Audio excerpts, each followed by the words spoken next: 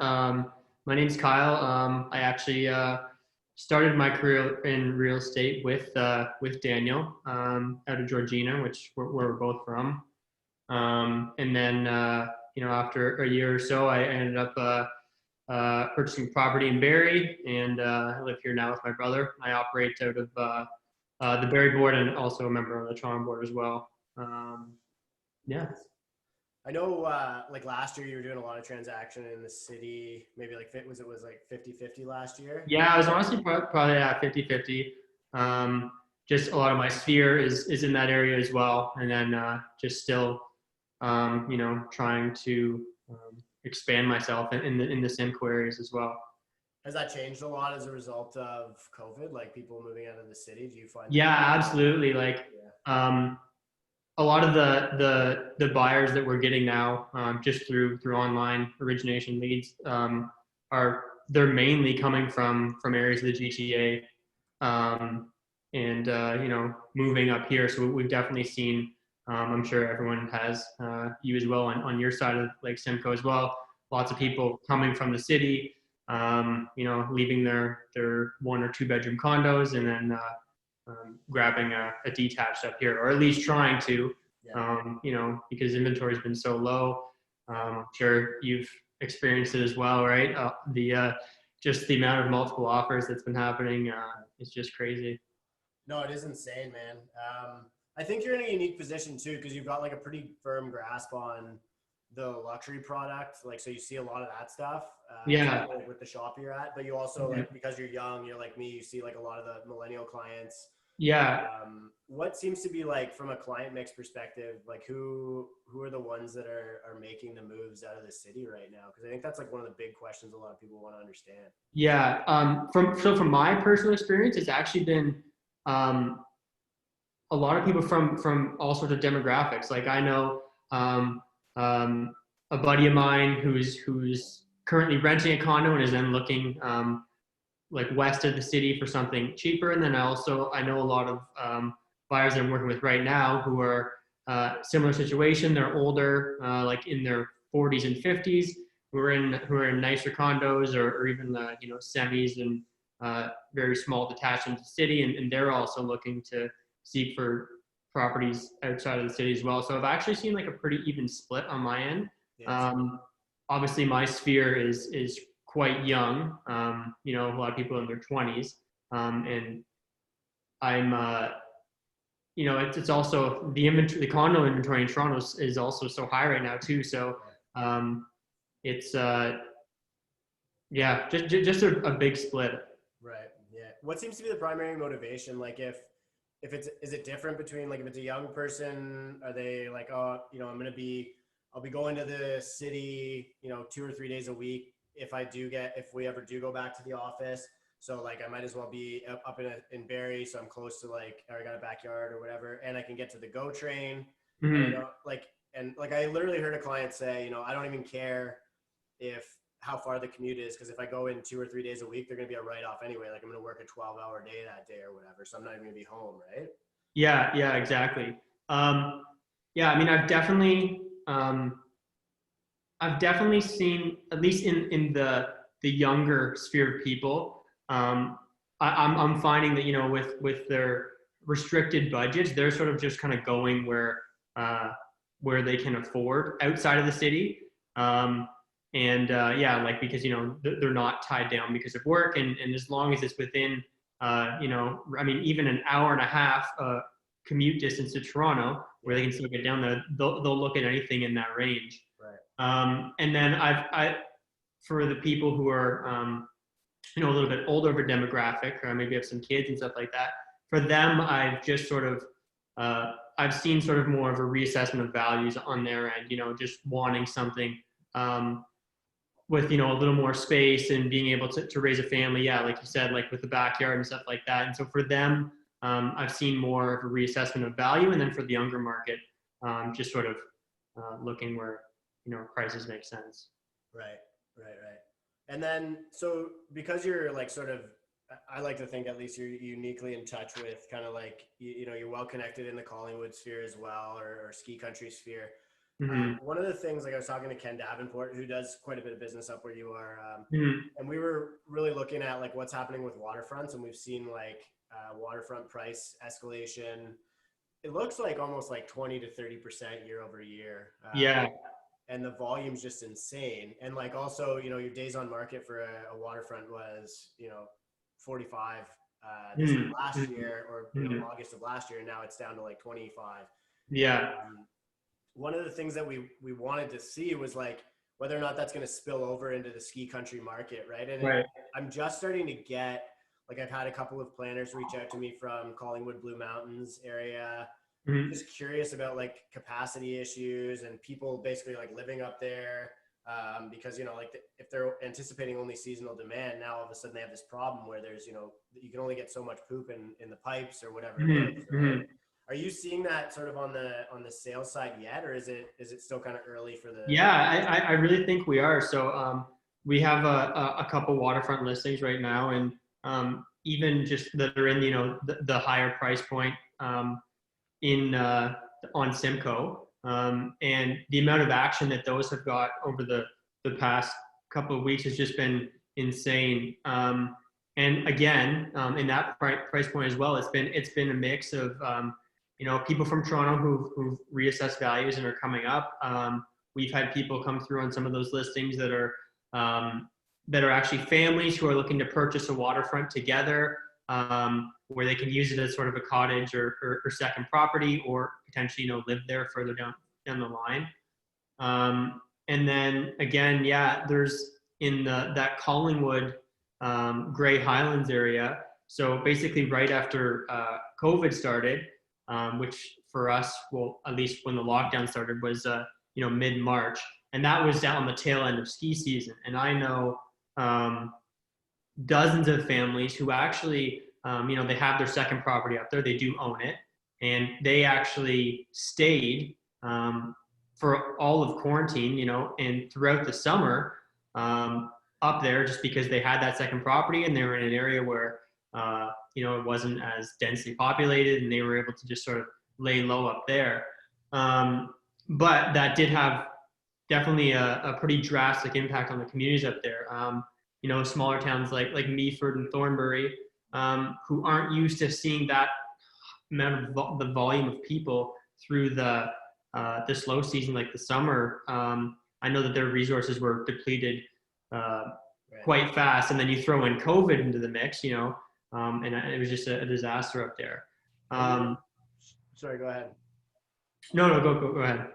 You were mentioning before we started recording about like sort of uncertainty around the whether or not like the resorts are going to open or anything. Like, how much of a factor does that whole like recreational aspect play into it, or is it just like people want to be up there because, right? Yeah, I think it is, again, I think it is a good split. I think people are definitely looking for something to do during the winter. I mean, it's dark and lonely to begin with in the first place. Um, and so that's definitely, you know, a motivation for people to find a place up there. Um, and but then that ski community, you know, that it's such a big part of that area, right? There's 4 private clubs in Collingwood, and then Beaver Valley just outside of Markdale. You got Devil's Glen as well. So there's all these private clubs in that area. So I do think that regardless, if the clubs have like heightened restrictions on what people do, I still think there's going to be a lot of people up there. You know, just trying to get the escape from the more densely populated areas. But yeah, it's quite an interesting situation, because that area, just, you know, it's such a mix of income as well, right? I mean, obviously the private ski clubs, it's quite a niche community, and it is, you know, basically uh, I would say more than half of the people that are at those clubs are from Toronto. Yeah. You know, who've got Toronto money, and yeah, it's going to be interesting to see how it all pans out. Yeah, I'm curious as well. And I mean, have you heard like rumblings within the ski industry itself about like, you know, heightened demand for private clubs or anything like that yet, or does that still seem kind of premature? Right now, all the talk I'm hearing about is just the seasonal leasing. It's gone absolutely insane. I actually, just before I jumped on this call, I went and looked and just went on our board just to see what was out there. And so a lot of those chalets and stuff, and not even, when I say chalet, I don't mean ski in, ski out on the hill. I mean just, a house that's within, 20 minutes to the hill.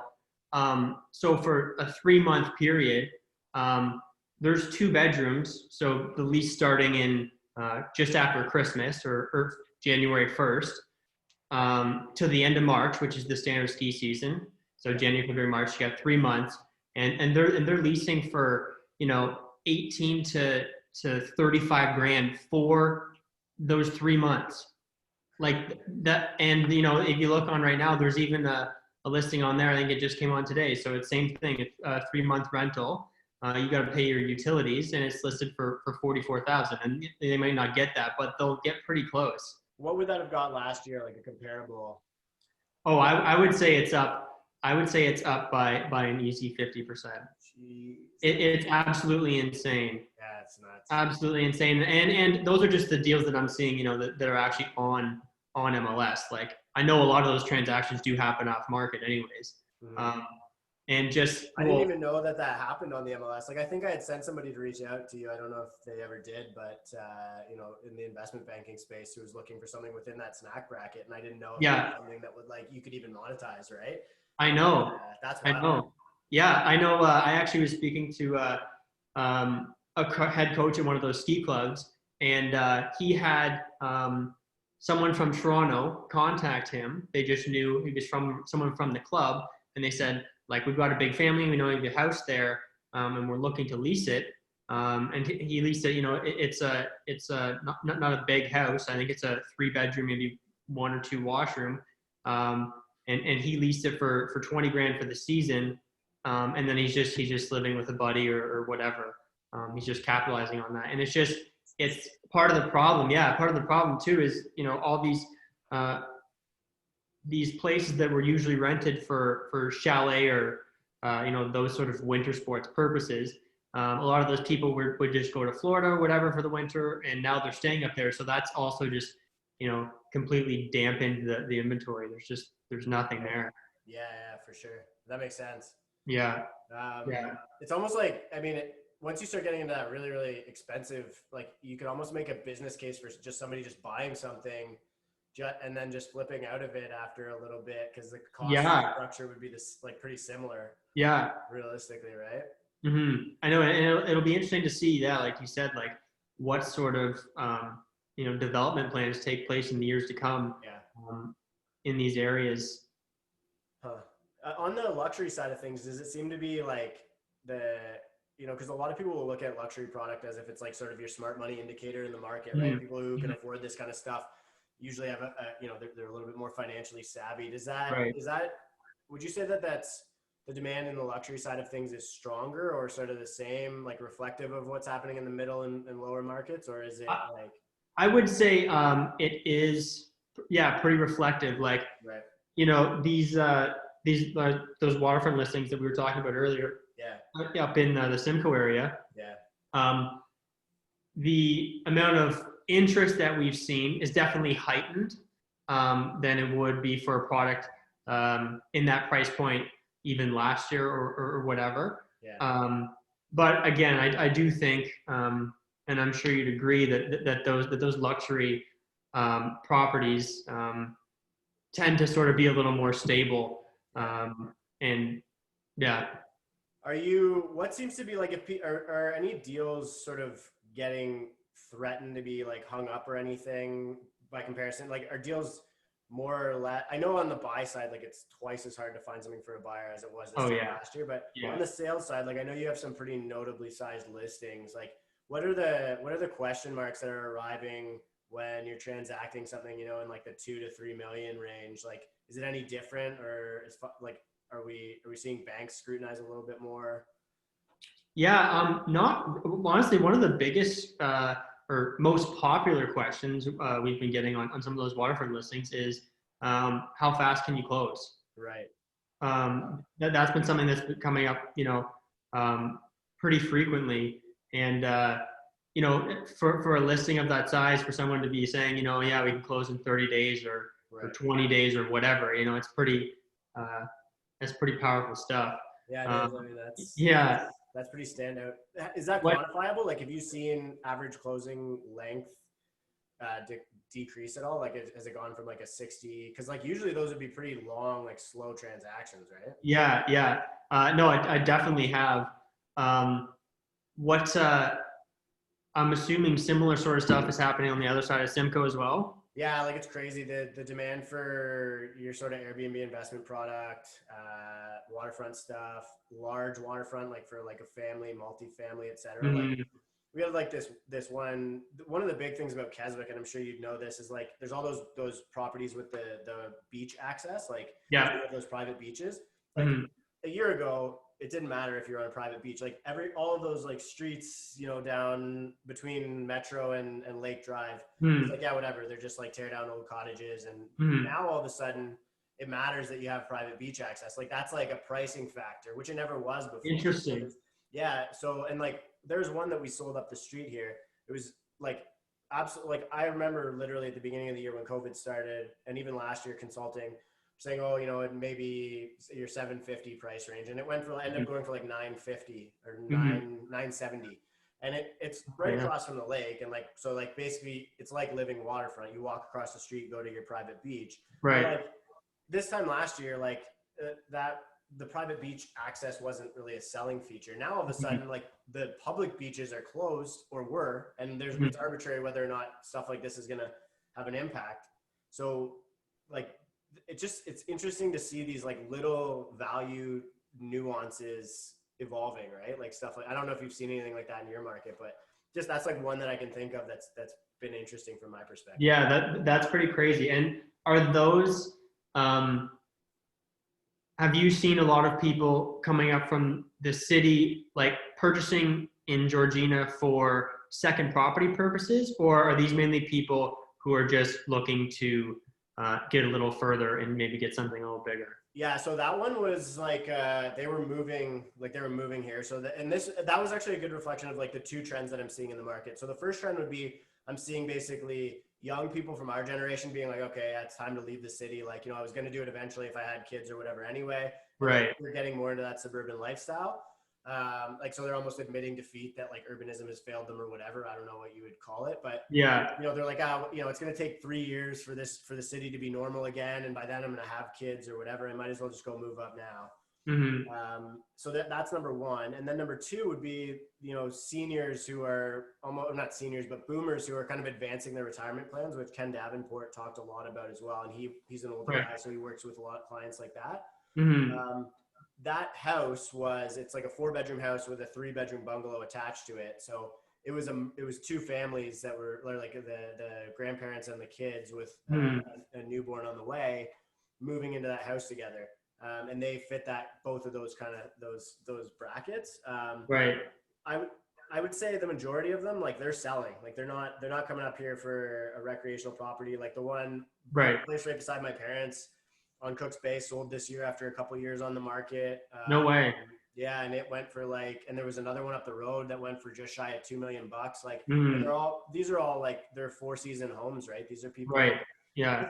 I think you and I had spoke a lot about this, like when we were starting to work together, where I noticed this trend of like you're starting to see guys in like Aurora who had a cottage in Muskoka as an example, and they were like, I'll sell the cottage, I'll sell the house in Aurora, and I'll take the earnings and I'll keep some for retirement, and I'll go buy a house on Simcoe or whatever. Mm-hmm. That seems to be more and more common. Like I'm not seeing people from the city so much, but a lot of York region people. Yeah.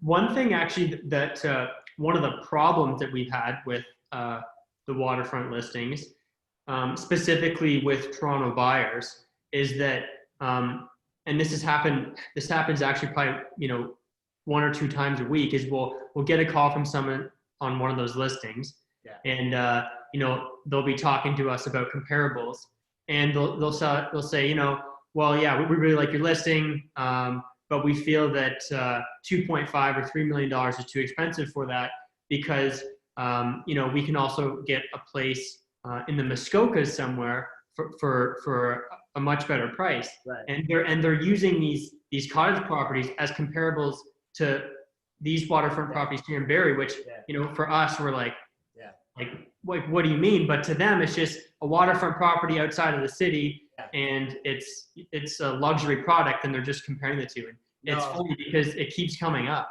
It is a good point, honestly, because I think that this is like the first exposure that a lot of your urbanites have had to the Northern Ontario. I mean, this isn't even Northern Ontario, but like to them, it's like, oh, if it's north of Bloomington, like it's basically all like exactly. Right?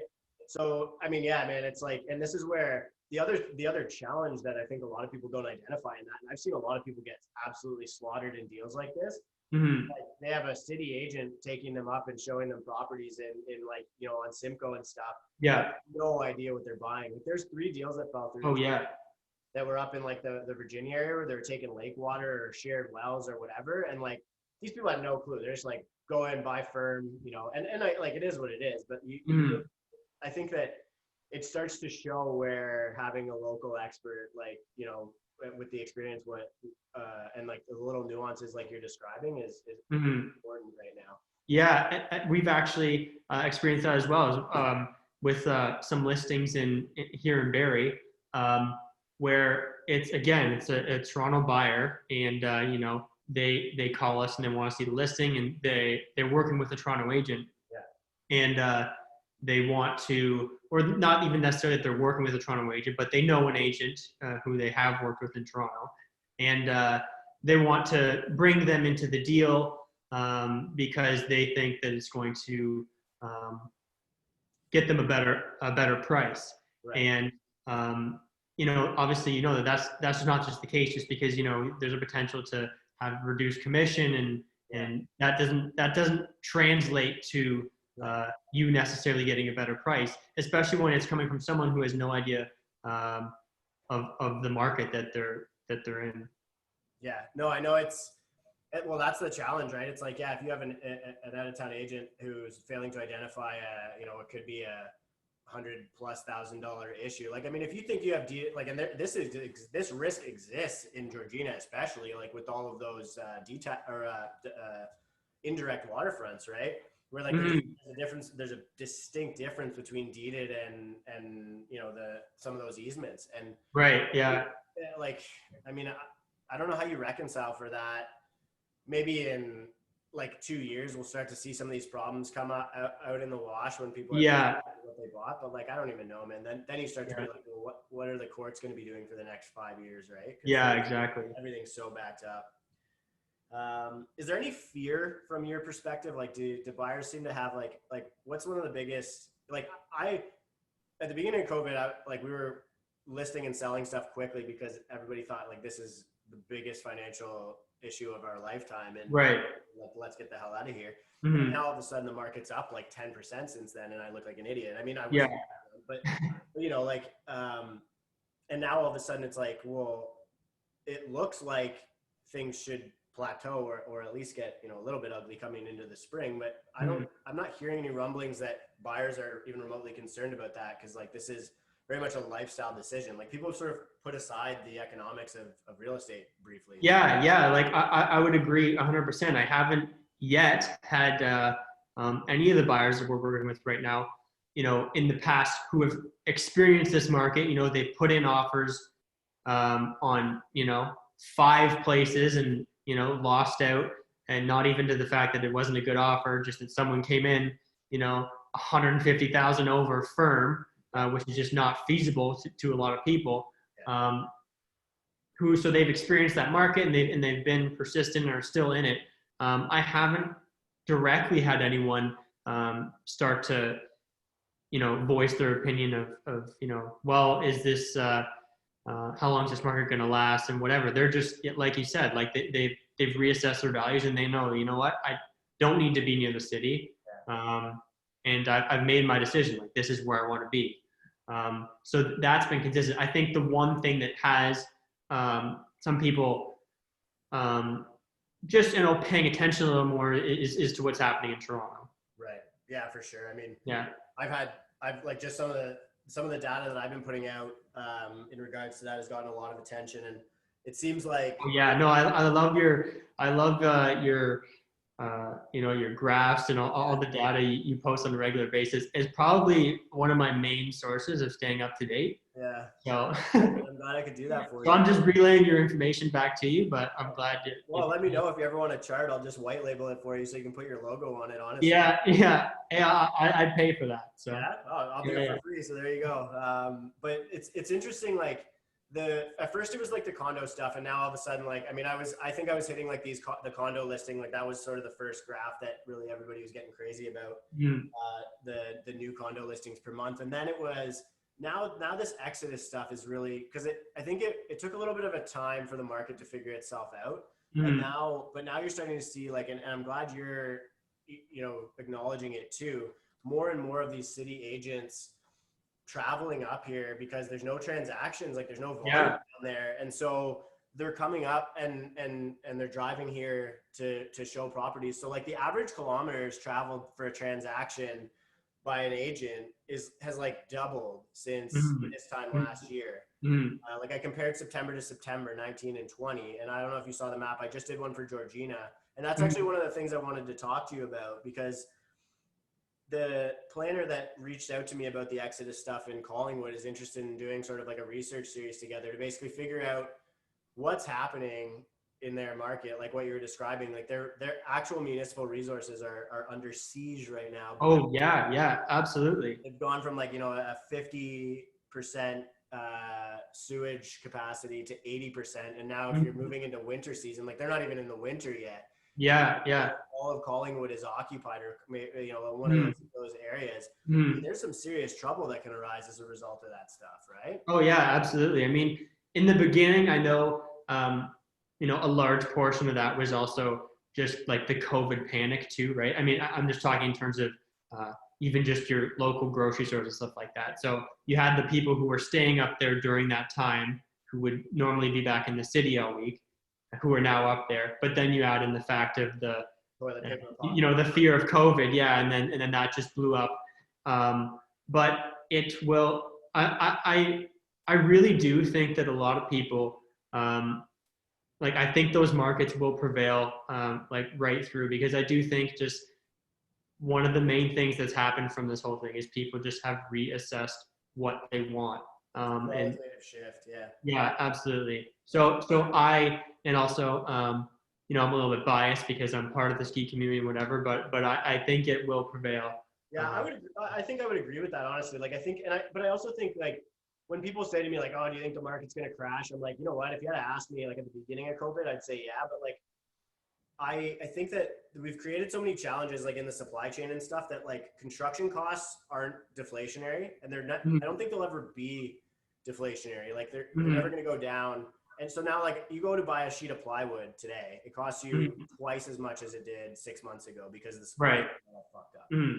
Until they can build a house in Collingwood or even a condo in Toronto for cheaper than what it's selling resale, like the market's always protected unless you start to see supply constrict a little bit. But like, I don't know. I mean, I'm really interested to see how that all plays out. The curiosity I had, actually, because you're a Barrie board member. Yeah. Like, when you are looking at a sale on Barrie, does it show you, if the agent's outside of the Barrie board, does it show you like what brokerage they are from, or no? Yeah, it does. But this is something funny. I was just thinking about as we were talking about, agents, traveling the distance to make a sale happen, because, well, specifically within Toronto, because they're just looking for work outside of the city. One thing that we've actually found is that in this competitive sellers market is that, so generally most of the listings that we see here in Barrie are on the Barrie board, and but the odd time a Toronto agent gets a listing and they only put it on the Toronto board. So we actually look for those listings, because a lot of the time they will not price the property correctly because they're not familiar with the market. They're looking at a lot of just the list prices, and then they list according to that, and they won't hold offers. So we've actually had a lot of success in searching for Treb listings in Barrie and then just jumping on them right away. It's interesting. Are you seeing an increase in number of Treb listings versus? Well, yeah, we absolutely have. Yeah. Interesting. Yeah, I'd love to. Maybe you and I can do like a Zoom chat sometime, and I want to see like what the interface of the Barrie board looks like to see how we can like pull tables. Because what? Oh, and you would love it. Yeah, Yeah, because I use both on a regular basis, and Trev yeah, I is know. so archaic compared to it. Yeah, For sure. yeah. Yeah, well, we should chat then because I think that there's like a lot of people have really reached out to me with an interest in seeing what's going on in Simcoe County specifically because like Ajax looks like your Durham region on paper looks like the hotspot right now, like Durham and Georgina. But I'm really thinking that Simcoe is actually getting the majority of growth from this COVID pent up demand or this exodus demand. And but I think it's being underrepresented in the data because you see so little of Simcoe transactions, Collingwood, Barrie, et cetera, on Trev. And so I want to try and really get to the bottom of what's happening there in Simcoe. So if you're interested, especially if you like doing charts, Yeah. there's really no value to me to have those charts for my own sales perspective to try and get your sales or whatever in Barrie. So perhaps you and I could do some sort of joint venture on that. Yeah, let's do it up, man. I'd like to see what kind of graphs and data you're able to pull from it. Let's plan to do that then, and we can do like a follow-up episode sometime like next week or in 2 weeks once we've got some real hard numbers to look at and figure out what that Absolutely. Because like honestly, I've had multiple people from municipal governments in Barrie, Collingwood areas, like just like they're basically reaching out and they're like, you got to tell us what the hell's going on because like we got a real problem on our hands, right? Not maybe not a problem. Yeah. There's something happening that they need to understand fast. So, I mean, there's value there. So, all right. Well, let's do it. I want to be respectful of your time anyway. And also the viewers' time. So maybe we can wrap up, and then if you have time, I don't know if you have time after this or sometime like next week. For sure. We can just kind of go through all that data and see what we can. No, I mean, it definitely. I'd definitely like to go over some of that stuff and get some hard facts out of it. Okay. Well, yeah. Are you able to just screen share me and show me how it looks on the back end and what you? Yeah, for sure. I'll stop the recording now and we can rip through that quick. All right. Cool.